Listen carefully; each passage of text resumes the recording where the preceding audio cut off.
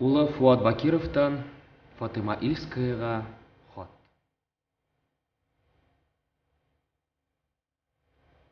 Исәнме, әнием? Менә икенче көн мин юлда. Казанда синең яныңда уздырган кыска гына вакыт минем иң бәхетле көннәрем булды. Гүя ул шатлыклы төш кенә иде сыман. Менә мин пароходта, юлда. Белмим, тагын кайчанда булса Казанга кайта алырмынмы? Бер генә сәгатькә, хәтта минутка гына булса да.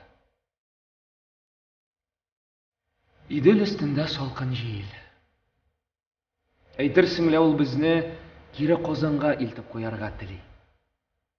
Хәтта табигать та безнең аерылышуга каршы килә. Пароход бик акрын бара. Без Казаннан иртәнге 5-тә генә кузгалып киттек. Мин төне буена йокламадым. Һаман сине уйладым, әнием. Дөресен генә әйткәндә, сине машинага озата барганда, миндә ике теләк туган иде.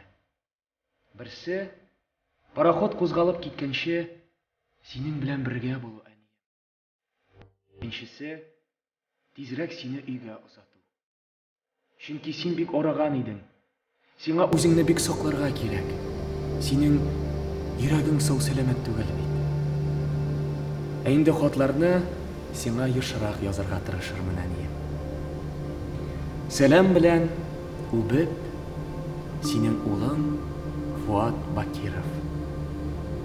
8 июнь 1943 ел.